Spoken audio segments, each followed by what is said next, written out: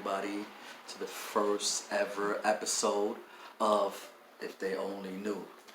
This channel basically is about telling stories of things that happened to us in the past or things that we went through. You know, a lot of the times these little millennials, our children, whatever, think that we was just parents forever. We never been through anything. We never overcame any obstacles or whatever the case may be. But I just thought this was a fun way to leave stories for my daughter because she's always asking me questions. What was the best time? What was the funniest time? You know, things along those lines. So as we go along, I'm going to tell stories, crazy things that I've been through with other people. I want to bring other people on, tell their story. So this channel is called If They Only Knew. And again, it necessarily doesn't have to be just, you know, for your kids.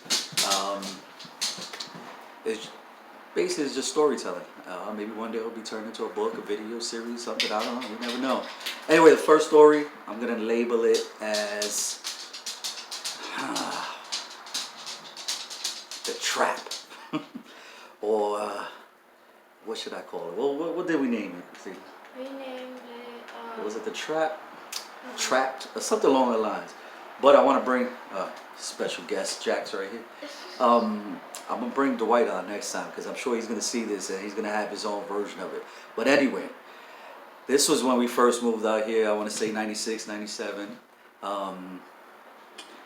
We wasn't driving. We was working at McDonald's. We didn't have no money. You know, we had these little females. I don't know if they want us to say their names or whatever. Maybe they'll come on.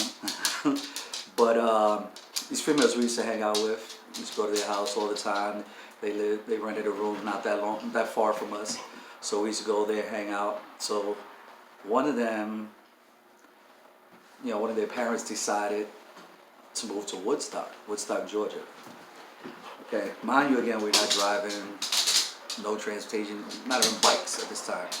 So we decide, the geniuses that we are, to ride out to their house in Woodstock. We'll take a cab. Mind you, this is their first day in there. They don't even have a phone, they don't have furniture, they don't have anything, but thinking the way we was thinking, we said, forget it, we're just gonna go out there. So we take a cab out there like 12 o'clock at night, something along the lines. I know it was dark, it was late already. We go out there and like dummies, we tell the cab driver, hey, come back at 4 o'clock in the morning and pick us up. The cab driver, of course, was like, yeah, okay, I'll be back. So, you know, we get out there, we hanging out, whatever, it's time to go. You know, the mom was getting off work. So,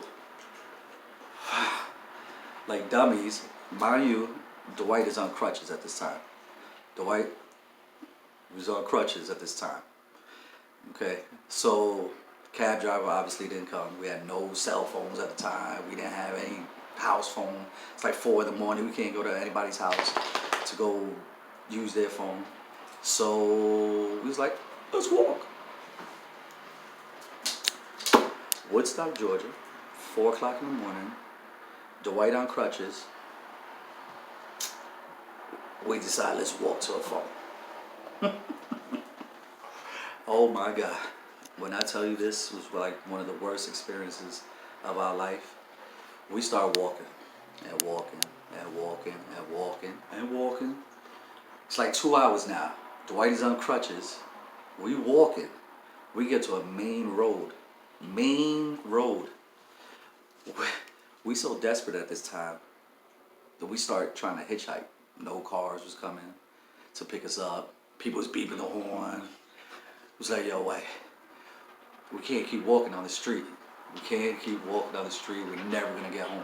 Mind you, this is 4, like, I'm not even gonna say 4 in the morning. Let's say like 3 in the morning. We probably got out there probably like 10, 11, whatever. You know, a little over exaggerated. But by this time, it's about 3 o'clock in the morning. And we like, there's no way possible that we're gonna get home this way. So I'm like, White, we need to turn off, go down one of these roads, and I'm sure we're gonna find something. White looking like he got tears in his eyes already. Oh my God. We walking. It's getting darker, deeper into this complex. Nobody around. Dwight, all you hear is his crutches hitting the floor. So, mind you, we're just getting deeper and deeper in here. I want to say by this time it's close to about 6 o'clock in the morning. We've been out there since probably about, you know, you can look at it and see the time is jumping all over the place. This was like almost 20 years ago. But I know that, you know, it was so late that somebody came outside to warm their car up. And we're standing across the street looking at this guy like crazy maniacs. Dwight, tears in his eyes. His foot is bleeding because he had to start putting pressure on it. I'm looking at this guy. I'm looking at Dwight. I'm like, yo, we might have to steal this car. We might have to steal this car to get home. Mainly, mind you, I don't even have a driver's license. Barely drove. We steal James' car. Shout out to James. We steal James' car all the time just to drive. Just to get it in.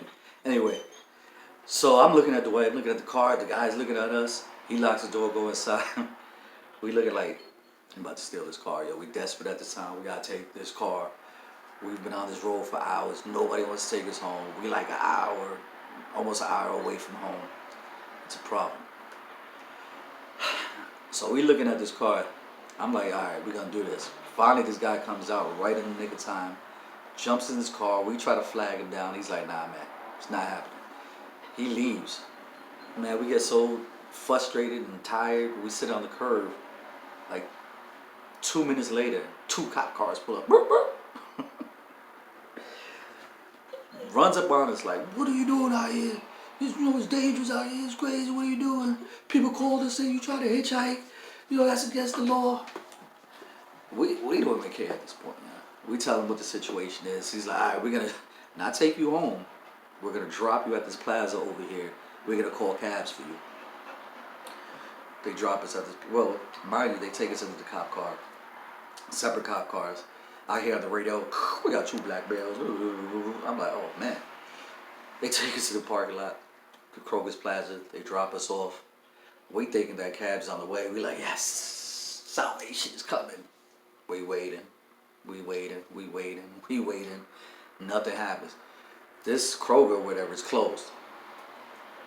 We can't even use their phones. I think they were in the inside for some reason. I don't know. I just know there was no phones there. I think this was when the pay phones were starting to, you know, get taken out. Waiting. Plaza opens up. Finally, we call the cab. Nobody comes. Call the cab again. Nobody comes. Finally, a cab comes the next day. I want to say about 10 o'clock in the afternoon the next day. So we get this cab driver. We talking cab driver. It's like, man, it's crazy. Blah blah blah. Just shooting shit. He's like, yeah. I just got out. I got my education in prison. He starts going into how he was in prison. This that. Blah blah. We like, what the fuck? We finally get home about 11:30 the next day. Dwight's foot is all bleeding. His sock is just red from blood. I mean, he was tearing up. It was just crazy. It was just a crazy story. I don't want to get too crazy on the first stories. I want to reel people in. It's just a short one. Dwight, if you want to come on and tell your version. But I remember you had tears in your eyes. You like, yo, Joe, what we gonna do? I'm like, man, I don't know. I feel like I had crutches. But Dwight, if you want to come on and tell your story, that's all you. So anyway, first episode, if they only knew. First time ever doing this. Anybody that knows me knows I don't like to do public speaking. I don't like none of this. But I feel like this is something that my daughter or my kids or friends or family could look back years later and just say, Joe lived a crazy life. Joe was crazy. He was always into something. And my partner in crime was Dwight. 9 times out of 10, if I got into something, it was Dwight that got me into it. Man. Thanks for tuning in.